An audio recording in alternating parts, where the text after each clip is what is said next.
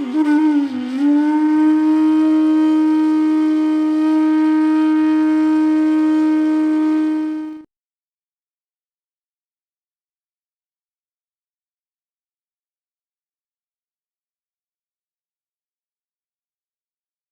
નાના હતા તો કાયમ મારા કાકા કહેતા કે જે દિવસ સત્સંગ વિનાનો દિવસ જાય ને એને મોતિયો ઉતરાયો હતો. પેલા મોતિયો ઉતરતા ને તો અંધારામાં બેસવાનો ને ગોળનો શીરો ને બધું, તો એ અંધારામાં બેસી રહેતો. ત્યાંથી એને બૂમ પાડે, બેબી તું જોરથી વાત ને મને સંભળાય, નહીં તો મારો દિવસ વાંજ્યો જશે. ત્યારે અમને ખબર ન પડતી કાકા વાંજિયા કેમ બોલે છે, કે આજે અલૌકિક વાંજિયા તમે કશું ના મળે, સત્સંગ ના મળે, સેવા ના મળે. તો બસ વલ્લભને એ જ વિનંતી કે એકેય દિવસ જીવનનો હવે બાકી છે એમાં વાંજ્યો ના જાય. બસ સતત તારું નામ સ્મરણ, ચિંતન, પાઠ, સેવા, સત્સંગ આમાંથી ક્યારેય બહાર ન કાઢીશ. આજે ઉંમર અને તબિયત કોઈના હાથમાં નથી. બસ વલ્લભને એ જ વિનંતી કે ત્યાં સુધી જીવાડજે જ્યાં સુધી ભાવરૂપ જીવન હોય. ભારરૂપ થાય ત્યારે મારવાલા લઈ લેજે.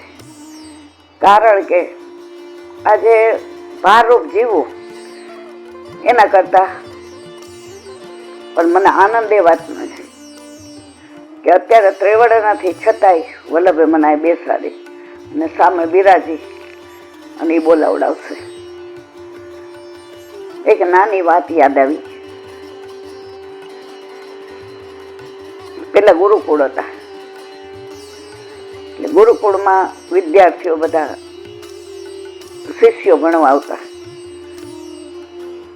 અમે રાજા રજવાડા, શેઠ, દિવાન, સેનાપતિ એના છોકરાઓ ભણવા આવતા. હવે એ ગામમાં જે મોટું ગુરુકુળ હતું એના સંત હતા, એ બહુ વિશાળ હૃદયના હતા. એ શિષ્યોને એટલું સરસ રીતે સમજાવતા કે ભાર ન લાગે પણ ભાવ આવે. પેલા તો કેવું 4 આશ્રમ હતા, બ્રહ્મચર્યાશ્રમ, ગૃહસ્થાશ્રમ, વાનપ્રસ્થાશ્રમ અને સંન્યાસાશ્રમ. એટલે 25 વર્ષ સુધી તો તમારે બ્રહ્મચર્યાશ્રમ જ હોય, પછી 25 તમારે ગૃહસ્થાશ્રમ, પછી 25 ઠરીઠામ થવાનું, પછી 25 નિવૃત્તિ લઈ લેવાની. એટલે ગુરુદેવે કહ્યું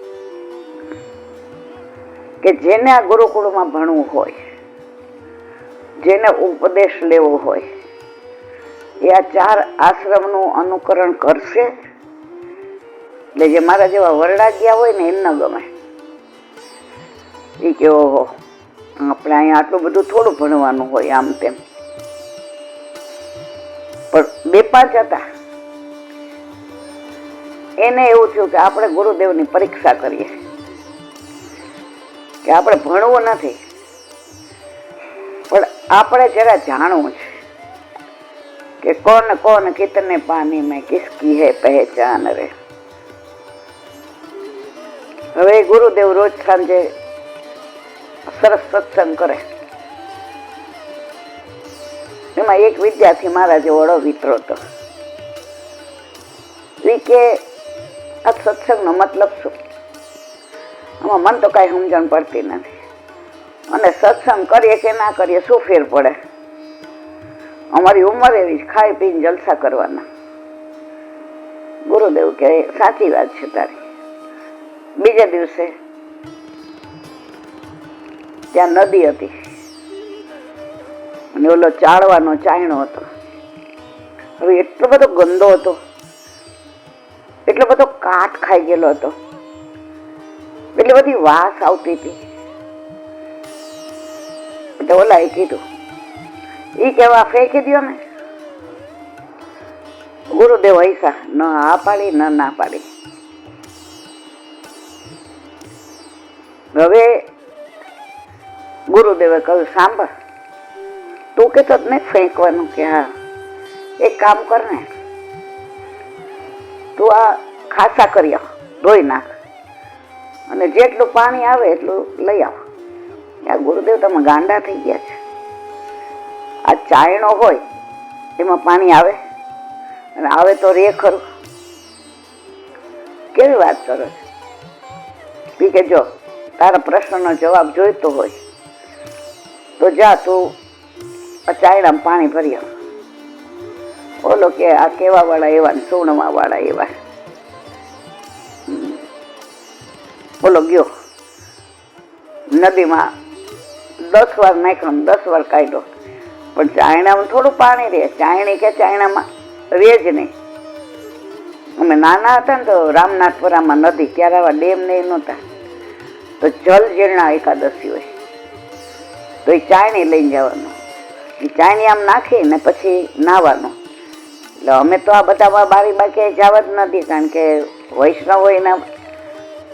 પણ પેલા તો પાડોશભાઈ એવું જ હતું, એટલે બધા અમારે જેવડા જાતા હોય ને એટલે છાના મને વયા જાય. અને પેલા તો એકબીજાના પર વિશ્વાસ એવો કે જ્યાં જમતા હોય કે રમતા હોય ત્યાં જમી લઈએ.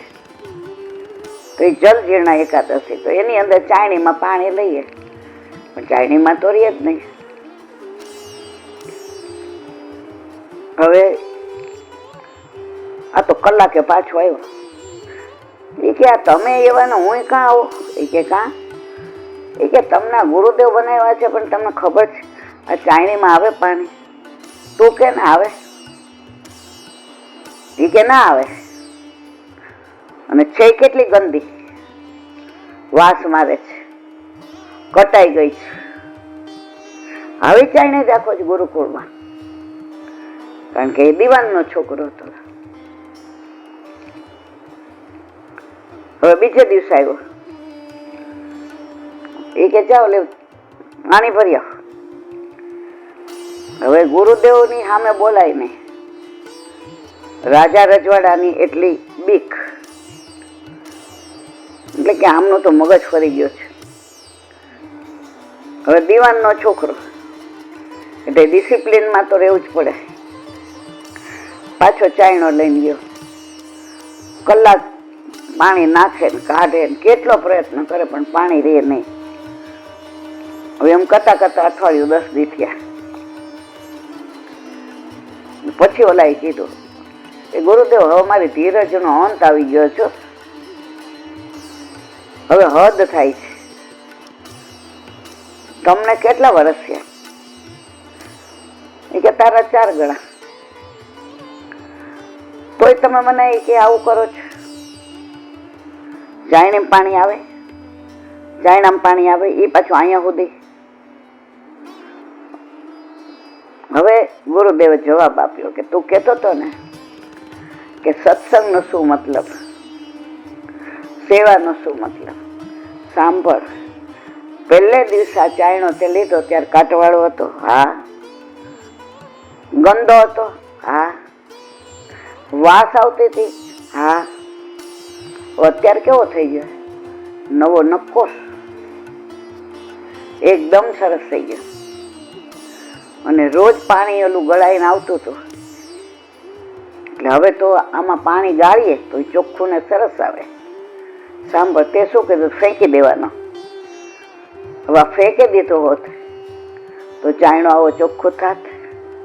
તો તમે બધા શિષ્યો મારા અહીંયા છો, તમે બધા આવા દ્વેષવાળા, ક્લેશવાળા, પાપવાળા, પ્રપંચવાળા, અહંતાવાળા, મમતાવાળા,